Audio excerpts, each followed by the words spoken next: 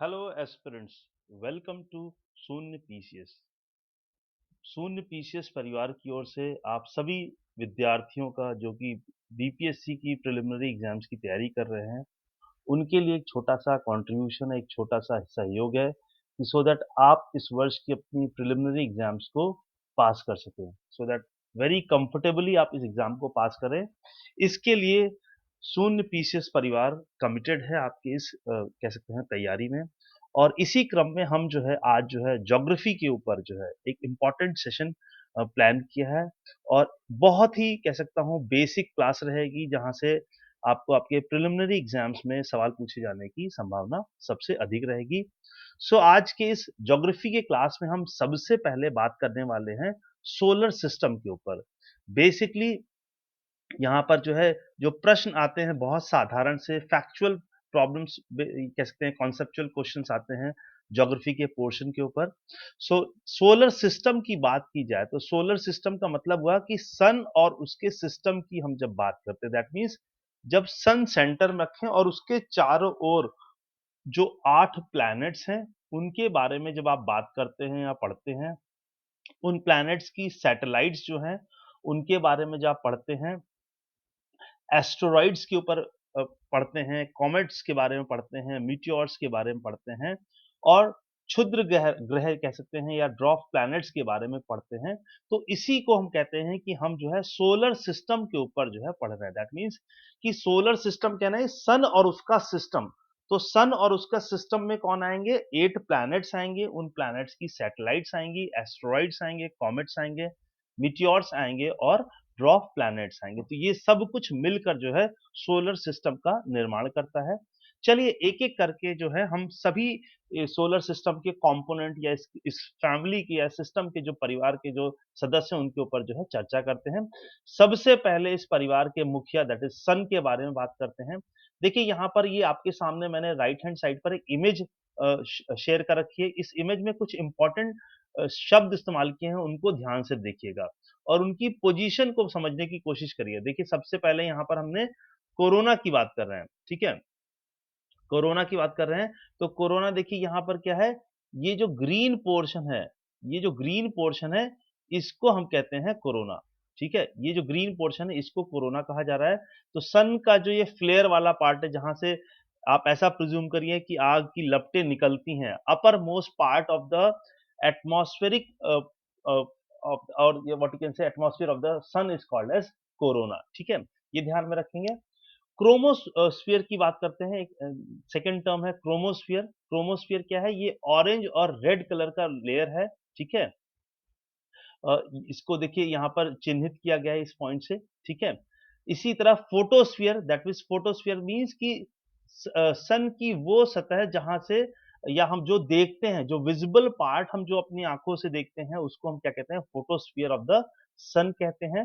Core यहाँ पर है, कोर मीन्स केंद्र की बात की जा रही है, सेंटर पॉइंट ऑफ द सन की बात कर रही है, यहाँ पे कोर को कहा जा रहा है, ठीक है? तो ये कुछ इम्पोर्टेंट पॉइंट्स हैं जिनको आपको ध्यान में रखना है जब आप सूर्य के बारे में डिस्कशन कर रहे हैं या उसके बारे में पढ़ रहे हैं। यहाँ पर जब आप सन के बारे में पढ़ रहे हैं तो देखिए सन जो है इस सोलर सिस्टम का क्या है? प्राइमरी सोर्स है, प्राइमरी मेंबर है और पृथ्वी पर जो लाइफ है, पृथ्वी पर जो एनर्जी की अगर हम बात करें तो उसके लिए भी जो most important source of energy है, वो हम कह सकते हैं सन को ही मानते हैं। It is the closest star to earth. Sun जो है सबसे क्लोज़ेस्ट स्टार है पृथ्वी से और ये करीब-करीब 150 मिलियन किलोमीटर्स है, ये ध्यान में रखिएगा। अब यहाँ पर जब हमने फोटोस्फीयर की बात की थी, फोटोस्फीयर कहने का मतलब है क्या? कि सन का वो पार्ट जो विज़िबल है, जो येलो कलर हम देखते हैं, उसको हम फोटोस्फीयर कहते हैं और वहाँ पर तापमान जो है करीब-करीब 6000 डिग्री सेल्सियस होता है।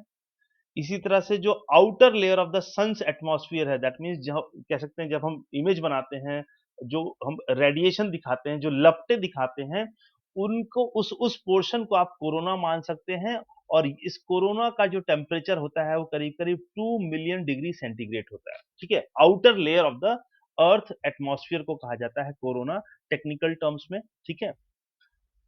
अब यहाँ पर हम जब बात कर रहे हैं कोर की that is inner part of the core that is centre, अगर ऊपर से आप चलें और सेंटर में आए तो इसको हम क्या कहेंगे, कोर कहेंगे।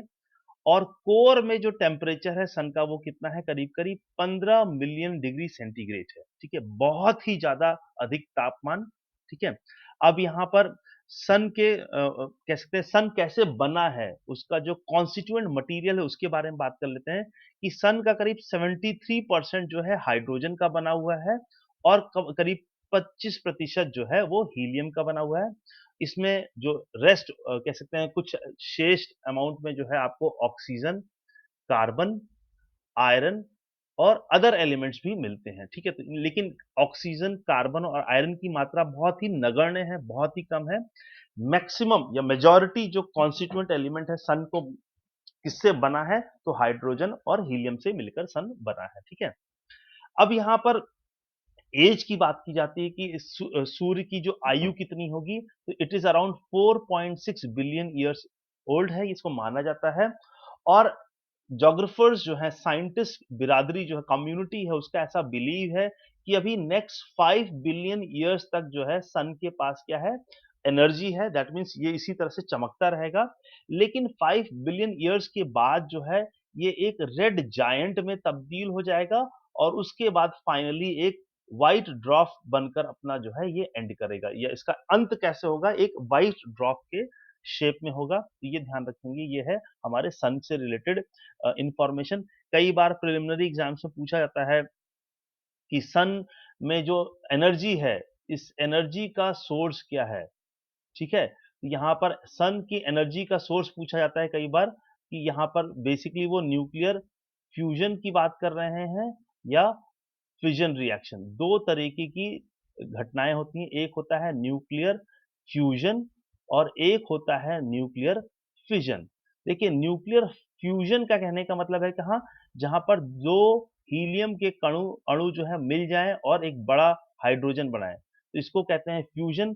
फिजन कहते हैं ऐसी रिएक्शन जहां पर एक बड़ा एटम जो है कह सकते हैं जो दो छोटे कंपोनेंट में ब्रेक कर जाए, तो इसको फिजन, ब्रेकिंग प्रोसेस को फिजन कहते हैं, फ्यूजन जुड़ने को कहते हैं। तो न्यूक्लियर फ्यूजन रिएक्शन जो है रिस्पॉन्सिबल है सन के एनर्जी के लिए। फ्यूजन रिएक्शन के माध्यम से यहाँ पर हीलियम हीलियम मिलकर जो है यहाँ पर हाइड्रोजन बनता है और इसी प्रोसेस में जो है बहुत अमाउंट में, ह्यूज अमाउंट में जो है यहाँ पर क्या कह सकते हैं एनर्जी प्रोड्यूस होती है और यही सोर्स ऑफ पावर है सन का, ठीक है, इसको ध्यान में रखेंगे।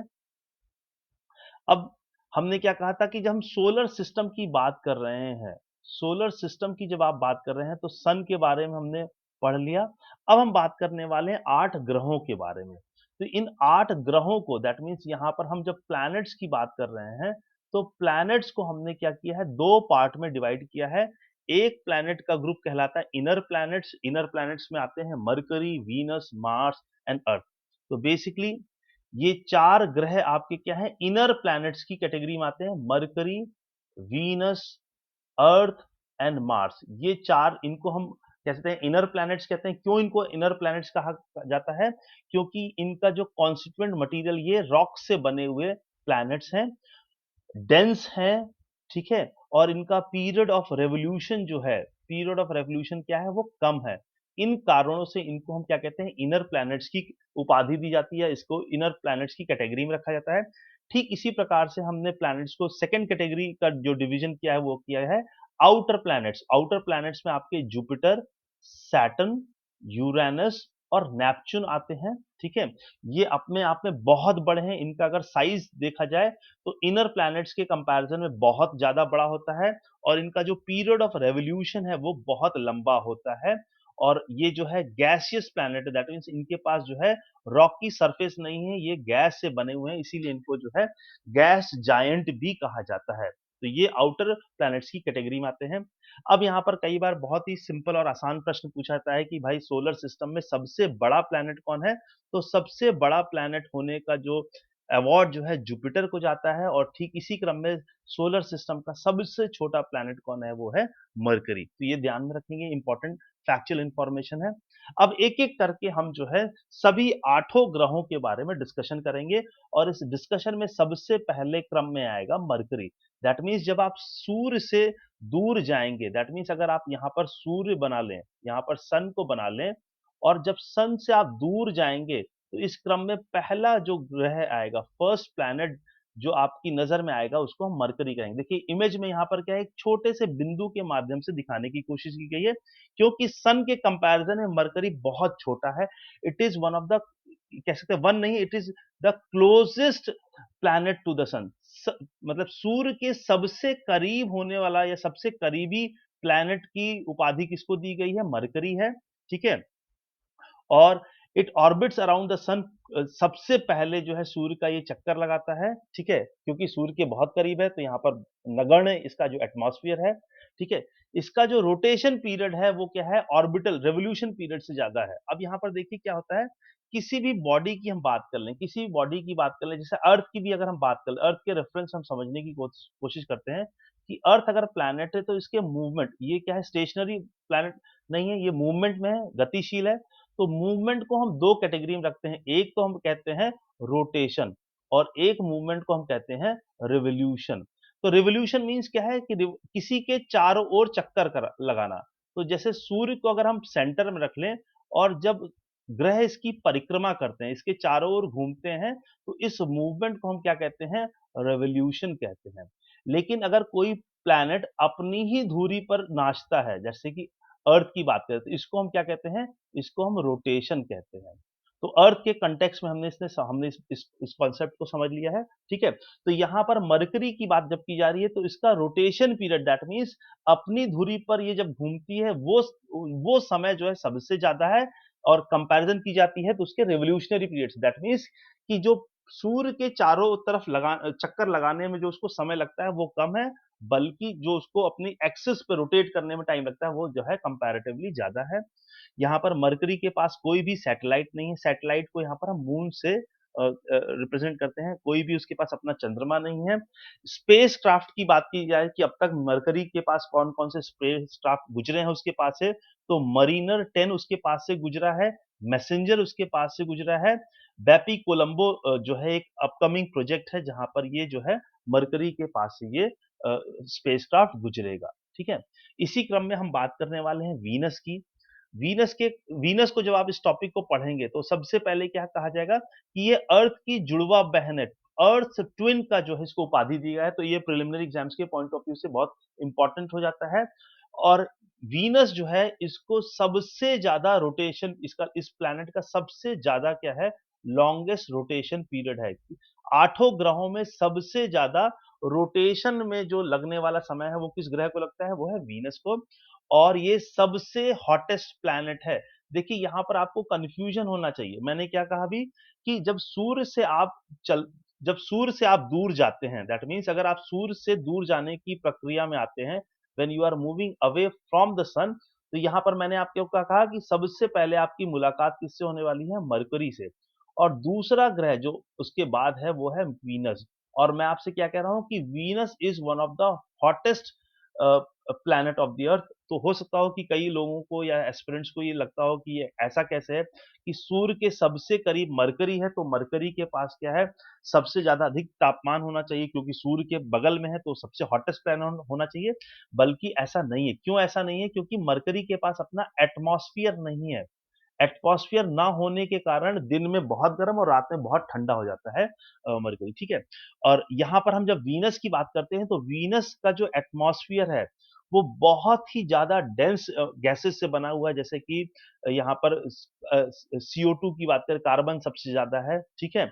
इसके जो एटमॉस्फियर में जो है सल्फ्यूरिक एसिड के क्लाउड्स हैं, ठीक है? और ये जो CO2 है, ये क्या है? ग्रीन हाउस गैस है और जिसके कारण वो क्या करती है, जो सूर्य तप आता है उसको बाँध कर रख लेता है और जिसके कारण वीनस का जो एटमॉस्फियर है वो सबसे ज़्यादा गर्म हो जाता है। तो इस बात को ध्यान में रखेंगे सबसे ज़्यादा हॉटेस्ट प्लैनेट कौन है? तो Venus is the hottest planet among the 8 solar system में जो 8 ग्रह हैं उनमें सबसे गर्म प्लैनेट होने का ख्याति या उपाधि किसको जाती है? वीनस को जाती है। और इसको ये जो रिवॉल्यूशन लगाता है वो क्या लगाता है? क्लॉकवाइज़ में। तो ये क्या है? Again it is an exception. तो इसीलिए पूछा जाता है 8 ग्रहों में जो है वीनस जो है, वो जो है क्लॉकवाइज़ चक्कर लगाता है, बल्कि और जो ग्रह हैं वो जो है एंटी क्लॉकवाइज़ लगाते हैं, तो इस बात को यहाँ पर ध्यान में रखिएगा। ये जो है सेकंड ब्राइटेस्ट नेचुरल ऑब्जेक्ट है। सेकंड ब्राइटेस्ट नेचुरल ऑब्जेक्ट कहने का मतलब क्या है कि बिना किसी दूरबीन के, बिना किसी आर्टिफिशियल रिसोर्स के अगर सुबह और शाम को आप अ, उठते हैं, तो जो स्काई में आपको सबसे ब्राइटेस्ट ऑब्जेक्ट दिखेगा आफ्टर व्हाट यू कैन से मून इज़, इसको हम कहते हैं वीनस, और इसीलिए इसको मॉर्निंग और इवनिंग स्टार भी कहा जाता है। तो ध्यान में रखिएगा, प्रीलिम्स के पॉइंट ऑफ व्यू से बहुत इंपॉर्टेंट फैक्ट है ये। इसी प्रकार से जो है वीनस को जो हम देखते हैं, तो वीनस के पास अपना कोई नेचुरल सैटेलाइट नहीं, दैट इज़ इसके पास कोई अपना मून नहीं है। अब तक जो स्पेसक्राफ्ट वीनस के पास गए हैं, उनमें है मरीनर 2, वर्ना 7 एंड मैगेलिना। ये जो है 3 स्पेसक्राफ्ट जो है वीनस तक गए हैं, ठीक है? ध्यान रखेंगे इसको। अब इसके बाद हम बात करने वाले हैं थर्ड प्लैनेट की, और थर्ड प्लैनेट हमारा दूसरा कोई और प्लैनेट नहीं है, हमारा खुद का प्लैनेट है अर्थ, जिसमें हम आप सब लोग रहते हैं, ठीक है? ये सोलर सिस्टम में अभी तक जो है ओनली प्लैनेट है, अभी तक जो है जितना भी ह्यूमन रिसर्च हुआ है, अभी तक जो प्रूवन फैक्ट है कि जीवन केवल और केवल कहाँ पर है, अर्थ पर ही पॉसिबल है। और यहाँ पर जो पानी की हम बात करें, तो पानी यहाँ लिक्विड, सॉलिड और गैसियस स्टेज, तीनों स्टेजेस में यहाँ पर अर्थ पे मिलता है, ठीक है? यहाँ पर लाइफ को सपोर्ट करने के लिए ऑक्सीजन भी मिलती है, कार्बन डाइऑक्साइड, हाइड्रोजन और नाइट्रोजन जैसे इंपॉर्टेंट गैसेस भी यहाँ अर्थ की एटमॉस्फेयर में प्रेजेंट है, ठीक है? जिसके कारण से जीवन जो है, जीवन का जो है संकल्पना जो है पॉसिबल हो पाती है। अर्थ को लगने वाला रोटेशन टाइम पीरियड जो है वो है 23 घंटा 56 मिनट और 46 सेकंड्स। तो प्रिलिमिनरी एग्जाम्स के पॉइंट ऑफ व्यू से इसको ध्यान रखिएगा, रफली हम कहते हैं 24 आवर्स, लेकिन टू बी वेरी प्रिसाइज, अगर एक पृथ्वी को अपनी ही धुरी पर चक्कर लगाना हो, तो उसमें उसको लगने वाला समय क्या है? एग्ज़ैक्ट अगर टाइम की बात करें, तो it is 23 hours 56 minute and 46 second. कई बार ये बहुत स्पेसिफिक होकर जो है बीपीएससी आपसे सवाल पूछ लेता है, इसको ध्यान में रखिएगा। और रेवोल्यूशन की बात करें, तो रेवोल्यूशन में उसको जो है 365 दिन और 26 डेज़ लगते हैं, 365.26 डेज़ लगते हैं सूर्य के चारों तरफ एक चक्कर लगाने में। पृथ्वी के पास जो है उसके एटमॉस्फेयर में क्या है, एक ओज़ोन परत भी है, और ये ओज़ोन परत बहुत ज़्यादा इम्पोर्टेंट है, क्यों? क्योंकि सन से आने वाली यूवी रेज़ को ये क्या करती है, रिफ्लेक्ट बैक करती है। इसीलिए ओज़ोन लेयर जो है बहुत ही सिग्निफिकेंट मटेरियल है अर्थ के एटमॉस्फेयर में। और पृथ्वी के पास अपना खुद का एक जो है नेचुरल सैटेलाइट है, जो हमारे, जो हमने कहा है ना कई बार किताबों में, हमने पोयम में, चंदा मामा दूर के। तो चंदा को हम जो है मामा के तौर पर देखते हैं, तो ये हमारा अर्थ का क्या है, नेचुरल सैटेलाइट है, ठीक है? अब अर्थ की जब बात की जाती है, अर्थ के स्ट्रक्चर की बात की जाती है, तो अर्थ के स्ट्रक्चर को जब आप देखते हो, तो इसको जो है जैसे संतरे के तौर पर, जैसे इसका नॉर्थ और साउथ पोल हल्का सा चपटा हुआ है, और इसका ये जो बल्ज यहाँ पर अर्थ के शेप की क्या है, ये बल्ज है। तो इसको कहते हैं जियोइड। जियोइड शब्द दिया जाता है इस तरह के स्ट्रक्चर को। जियोइड का खुद मतलब है earth like shape. Earth like shape का मतलब क्या है कि जहाँ पोल्स पर जो है हल्का सा सपाट होगा, और ये जो इसका बल्ज निकला होगा, ये एरिया जो है बल्जिंग होगा। तो इसी को, इस शेप को हम क्या कहते हैं, जियोइड शेप कहते हैं। और जियोइड का अर्थ होता है अर्थ लाइक शेप। तो इस बात को ध्यान रखिएगा, ये भी प्रिलिमिनरी एग्जाम्स के पॉइंट ऑफ व्यू से बहुत इंपॉर्टेंट है। इसके बाद हम बात करने वाले हैं मार्स की। मार्स को हम जो है रेड प्लैनेट की जो है उपाधि देते हैं, क्योंकि इसकी जो मिट्टी है उसमें आयरन सबसे ज्यादा प्रचुर मात्रा में पाया जाता है, इसीलिए वो लाल रंग का जो है प्लैनेट दिखता है। और इसके जो दो बहुत ही इंपॉर्टेंट मून हैं, वो हैं फोब्स एंड डीमोस। फोब्स और डीमोस क्या है, मार्स के इंपॉर्टेंट जो है टू जो है कह सकते हैं मून्स हैं, ठीक है? मार्स के ऊपर यहाँ पर जो अब तक जो स्पेसक्राफ्ट और रोवर गए हैं, उनकी मदद से पता चला है कि मार्स के पोलर एरियाज में जो है कुछ जो है हमें पानी के सबूत मिले हैं। यहाँ मार्स पर जो है वोल्केनो के भी जो है सबूत मिले हैं।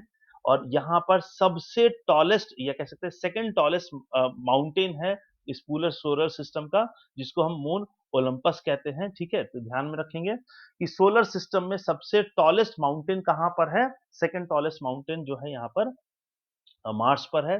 और अब तक जो स्पेसक्राफ्ट जो मार्स तक गए हैं, उनमें है मरीनर 4, ठीक है? 2001 मार्स ओडिसी है, मार्स ऑर्बिटर मिशन इंडिया का है जिसको मॉम कहते हैं, ठीक है? ये इंडिया का था। मेवन है, तो ये कुछ स्पेस क्राफ्ट हैं जो मार्स तक भेजे गए थे। रोवर मीन्स क्या होते हैं? रोबोट टाइप का स्ट्रक्चर जो जो मार्स के प्लैनेट पे जिन्होंने लैंड किया हो और वहाँ पर उन्होंने सैंपल्स लिए हों। तो उस रोवर्स की कैटेगरी में आपको अपॉर्च्युनिटी है, क्यूरियोसिटी है और स्पिरिट है। तो स्पिरिट को भी रिसेंटली डीकमीशन कर दिया गया है। तो अभी अपॉर्चुनिटी और क्यूरियोसिटी जो है 2 रोवर वहाँ पर हैं, ठीक है?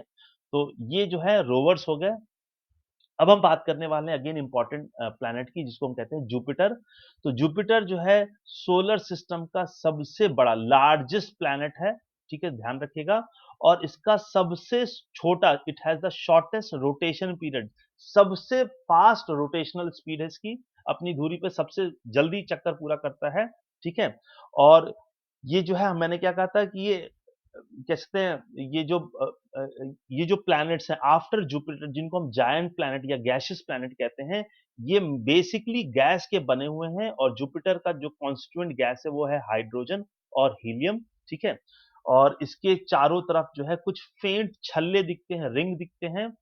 67 मून्स हैं जुपिटर के अपने आप में, तो अपने आप में इसको मिनी सोलर सिस्टम भी कहा जाता है, ठीक है? और इसके 4 जो कह सकता हूँ बड़े मून थे जिनको गैलीलियो ने डिस्कवर किया था। उनमें से सबसे बड़ा है Ganymede, it is the largest moon in the solar system. सबसे बड़ा मून अगर सोलर सिस्टम में है, वो जुपिटर का है। It is also bigger than mercury, mercury से भी बड़ा है। उसके बाद दूसरा जो मून है वो है कैलिस्टो, लो एंड यूरोपा। ये जो है 4 जो हैं चंद्रमा हैं किसके? जुपिटर के। और अब तक जो जुपिटर में मिशन भेजे गए हैं वो है गैलीलियो एंड जूनो, ठीक है? जूनो अपकमिंग जो है मिशन है जुपिटर के लिए। अब इसके बाद हम बात करने वाले हैं सैटर्न की। सैटर्न अपने आप में बड़ा ही इंटरेस्टिंग प्लैनेट है। इंटरेस्टिंग क्यों है? इसके चारों तरफ रिंग्स हैं, 7 एस्टैब्लिश्ड रिंग हैं, ठीक है? तो ये सेकंड लार्जेस्ट प्लैनेट है और its density is less than water.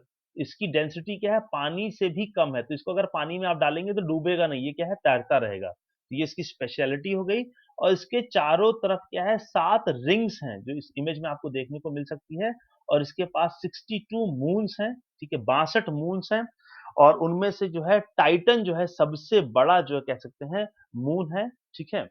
इसमें इसका अपना खुद का जो है एटमॉस्फेयर है और इसका जो कह सकते हैं इसके पास आइस वोल्केनोज हैं और जो सैटर्न के मून्स हैं उनमें रिया है, ठीक है? और एनसिलाडस है, एनसिलाडस है। ये जो है क्या है? सैटर्न के मून है, ठीक है? और अब तक जो मून के पास मिशन भेजा गया है वो है कैसिनी, ठीक है? कैसिनी हुगिन्स जो है मिशन जो है सैटर्न के नाम से रिजर्व्ड है, ठीक है? अब हम आगे बात करने वाले हैं यूरेनस की, ठीक है? यूरेनस की डिस्कवरी किसने की थी?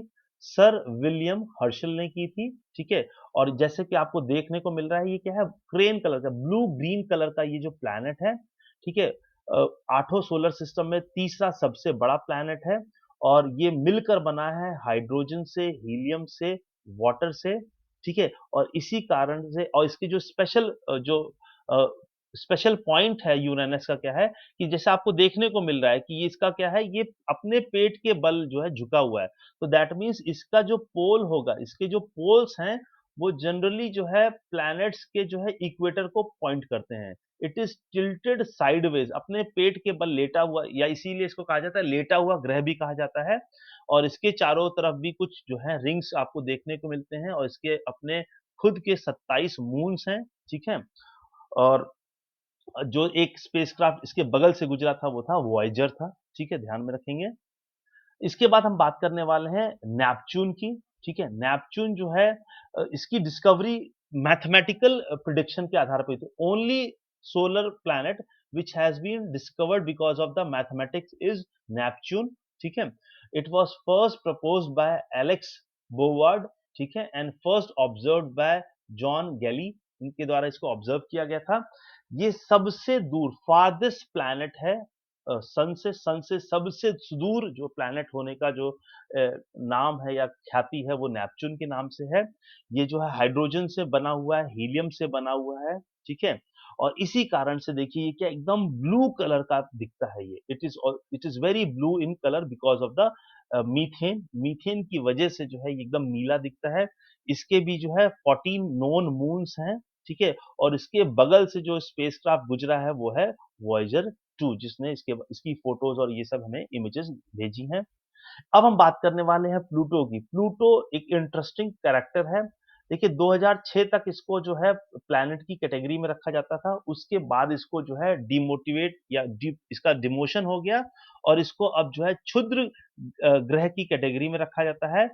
इसका सरफेस पूरा आइस और कोल्ड है, पूरा आइस और कोल्ड से बना हुआ है, बर्फ से बना हुआ है, ठीक है? तो अब ये no more it is from 2006 के बाद से इसको जो है आफ्टर 2006 में इसका क्या हुआ?